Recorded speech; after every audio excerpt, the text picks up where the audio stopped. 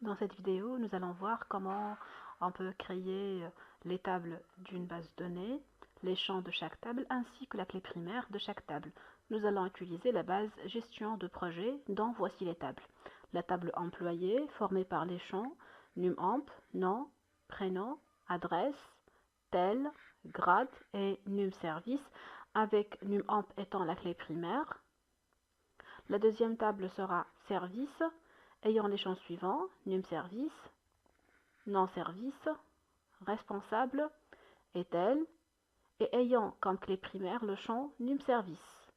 Et finalement la table projet formée par les champs numprojet, non-projet, date-deb, date-fin et numservice, avec comme clé primaire de la table projet le champ numprojet.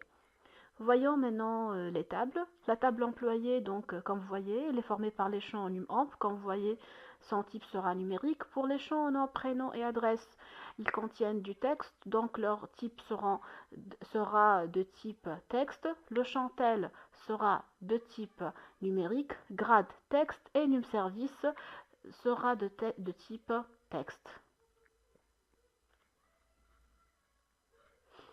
Passons maintenant à la table service. Pour le champ numservice, les valeurs contiennent des lettres et des chiffres, donc il sera de type texte.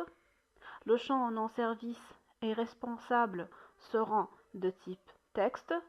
Et pour le champ tel, puisqu'il contient des valeurs numériques, son type sera le type numérique. On termine avec la table projet. Donc pour les champs, on a numprojet de type texte, puisque ces valeurs P1, P2, etc.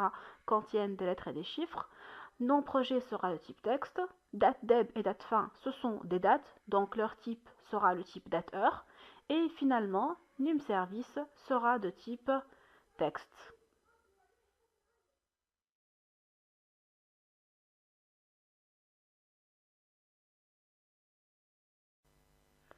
On commence par la création de la base de données.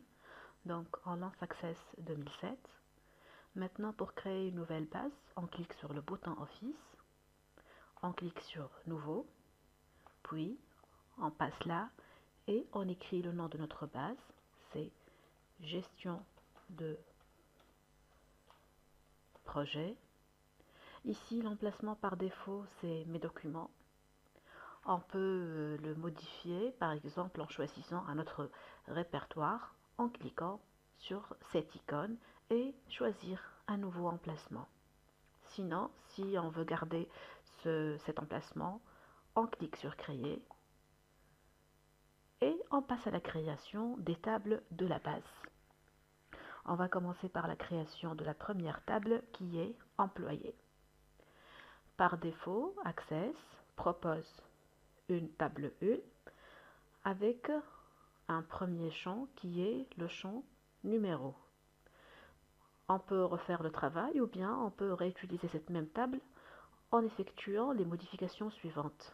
On ouvre la table en mode création. Le nom c'est employé.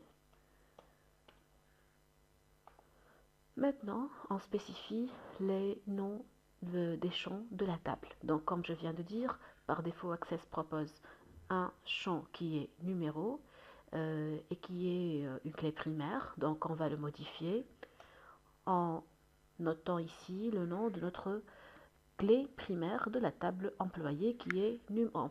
Donc on écrit numamp. Ici le type du champ numamp, puisqu'il contient toujours des entiers, ça sera donc le type numérique. On passe maintenant au deuxième champ qui est le nom. Et là, le type, normalement, c'est texte. On passe au champ prénom. De même, le type, c'est texte. On passe à adresse et c'est encore texte.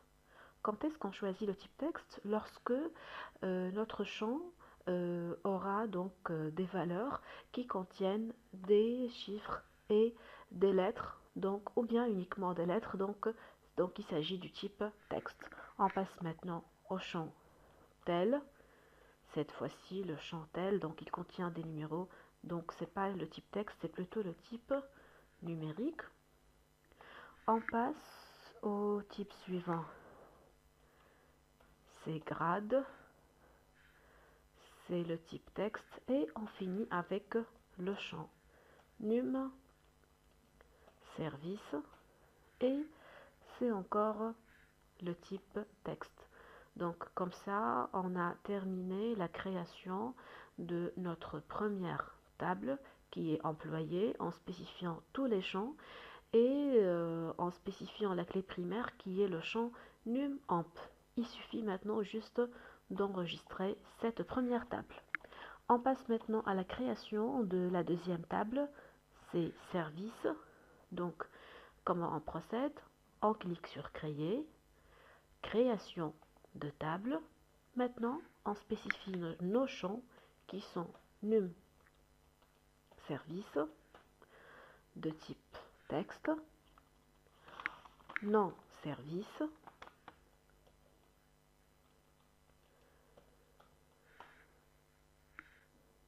de même de type texte, responsable,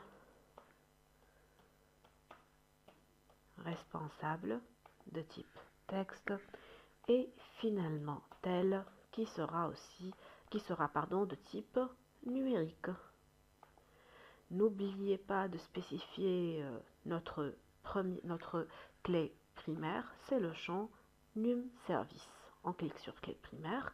Maintenant, en enregistrant notre table en lui donnant le nom service. Donc on clique sur enregistrer et là on écrit service. Ok, voilà l'apparition dans ce volet de deux tables déjà créées qui sont employés et service.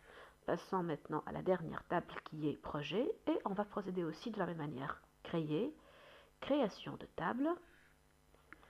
Maintenant, on commence par le champ num projet. Ce champ sera de type texte.